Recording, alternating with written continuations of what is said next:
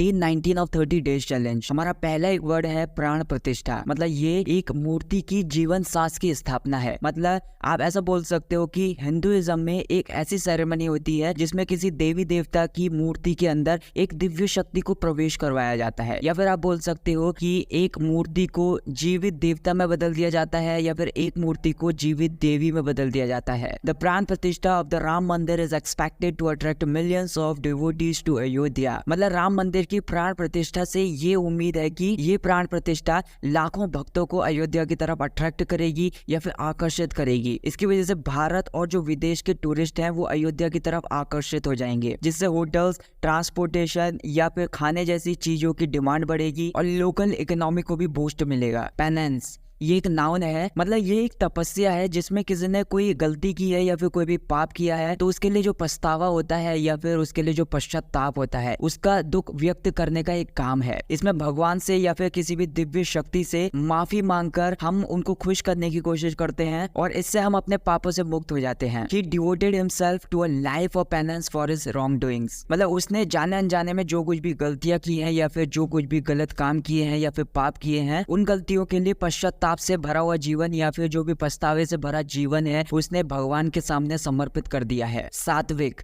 ये एक एडजेक्टिव होता है। इसका मतलब होता है कि कोई भी इंसान है या फिर कोई भी चीज है जो कि बहुत ज्यादा शुद्ध है, बहुत ज्यादा शाकाहारी है, बिना किसी को हिंसा पहुंचाए हुए है, बिना किसी को चोट पहुंचाए हुए है। The temple kitchen serves only सात्विक फूड। मतलब मंदिर की जो किचन है उसके अंदर केवल सात्विक भोजन परोसा जाता है। मतलब मंदिर के अंदर बिल्कुल शुद्ध खाना और जो वेजिटेरियन खाना होता है केवल वही परोसा जाता है। इम्बाइब इसका मतलब होता है कि किसी चीज को अपने अंदर अब्सॉर्व कर लेना या फिर अपने अंदर ग्रहण कर लेना। जैसे मैं बहुत ज्यादा प्यासा था तो अपनी प्यास को बुझाने के लिए मैंने अपने अंदर 3-4 पानी के गिलास को समा लिया या फिर अब्सॉर्व कर लिया या फिर ग्रहण कर लिया उन्हें। The students imbibed the teachers knowledge. मतलब टीचर की नॉलेज को या फिर टीचर के ज्ञान को स्टूडेंट ने अपने अंदर समा लिया या फिर अपने अंदर ग्रहण कर लिया। ऑस्पिशियस मतलब जैसे कोई भी चीज है या फिर कोई भी पर्सन है जो बहुत ज्यादा शुभ है, बहुत ज्यादा भाग्यशाली है, दूसरों की या फिर अपनी किस्मत चमका देने वाली है, किसी की भी किस्मत में अच्छा शगुन लाने वाली है। जैसे पंडित जी किसी की भी शादी कराने के लिए एक शुभ तारीख को निकालते हैं, या फिर पूजा में जो धूप घास होती है उसको बहुत ज्यादा शुभ माना जाता है। The couple got married on an auspicious day. मतलब एक कपल की शुभ दिन पर शादी हुई या फिर एक बहुत ही ज्यादा भाग्यशाली दिन पर शादी हुई उनकी। इडलिक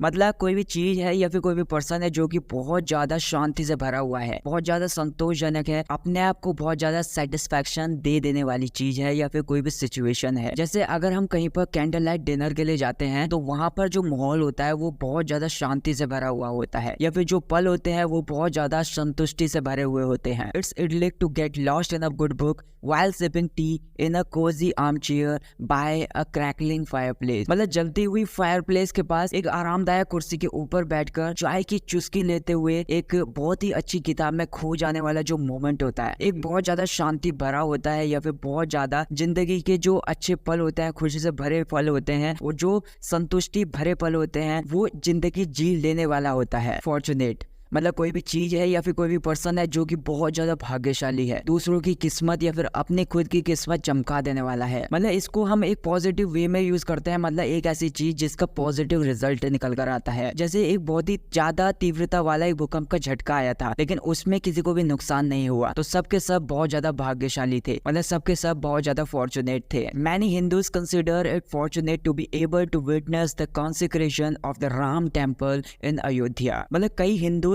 अपने आप को बहुत ज्यादा भाग्यशाली मानते हैं या फिर बहुत ज्यादा किस्मत वाले मानते हैं। अयोध्या में जो राम मंदिर का अभिषेक होने वाला है उसको अपनी आंखों से देखने के लिए, मतलब अपनी आंखों से इन सारी चीजों को वो देख पा रहे हैं तो इसकी वजह से अपने आप को वो बहुत ज्यादा किस्मत वाले मानते हैं। सबमर्ज मतलब जैसे कोई भी चीज है या फिर कोई भी पर्सन है उसको समुद्र के अंदर या फिर पानी के अंदर पूरी तरीके से डुबो देना, या फिर कोई भी चीज है उसको पानी के अंदर पूरी तरीके से समा देना। जैसे बारिश आ जाती है या फिर बहुत ज्यादा बाढ़ आ जाती है तो उसकी वजह से पूरे के पूरे गांव जो होते हैं वो पानी में बहुत ज्यादा समा जाते हैं या फिर जलमग्न हो जाते हैं। ड्यूरिंग द अयोध्या रथ यात्रा devotees traditionally submerge clay idols of Lord Ram in the Saryu river. मतलब जो अयोध्या रथ यात्रा के दौरान जो भी भक्त होते हैं वो पारंपरिक रूप से भगवान श्री राम की जो मूर्ति होती है, मिट्टी की जो मूर्तियां होती हैं, उनको सरयू नदी में सिलाते हैं या फिर सरयू नदी में विसर्जित करते हैं या फिर सरयू नदी में पूरी तरीके से जलमग्न करते हैं। Commemorative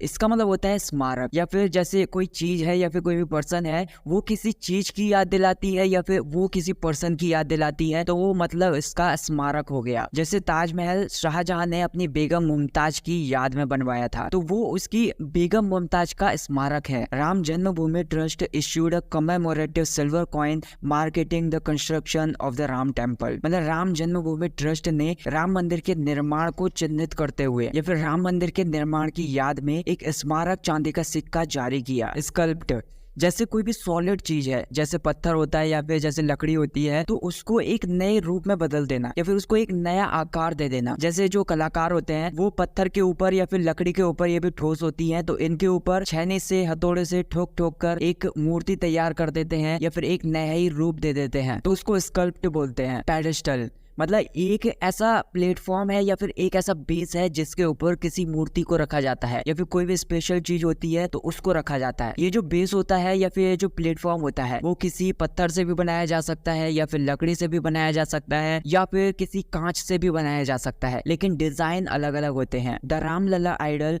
in the Ram temple rest on a grand marble pedestal. मतलब राम मंदिर के अंदर रामलला की मूर्ति एक बहुत ही शानदार आसन के ऊपर रखी हुई है। ये जो आसन है ये एक मार्बल से बना हुआ है या फिर एक संगमरमर से बना हुआ है, तो मूर्ति इसके ऊपर विराजमान है। डिटेन, जैसे कोई भी चीज है या फिर कोई भी सिचुएशन है, कुछ होने वाला है तो उसको रोक के रखना या फिर उसको होने में या फिर करने में देरी करना। During the Ramnavami celebrations in Ayodhya large crowds can sometimes detain traffic flow for several hours. मतलब अयोध्या में रामनवमी के मौके पर जो भी अयोध्या में बहुत तगड़ी जो भीड़ लग जाती है वो कभी कभी घंटों तक ट्रैफिक फ्लो को रोक सकती है या फिर बहुत ज्यादा ट्रैफिक लग जाएगा उसकी वजह से। एंटिसिपेट, मतलब फ्यूचर में कुछ भी होने वाला है या फिर आने वाले टाइम में कुछ भी होने वाला है तो उसकी कल्पना करना, उसको इमेजिन करना या फिर उसके लिए तैयार रहना। Millions of devotees across India anxiously anticipate the inauguration of the Ram temple in Ayodhya. Bharat में लाखों भक्त बहुत ज्यादा उत्सुकता से, बहुत ज्यादा खुशी से, बहुत ज्यादा जोश से अयोध्या में जो राम मंदिर का उद्घाटन होने वाला है या फिर उसका जो अभिषेक होने वाला है उस चीज का बेसब्री से इंतजार कर रहे हैं या फिर उस चीज के लिए बहुत ज्यादा तैयार हो रहे हैं। राउंड द क्लॉक, ये एक फ्रेज होती है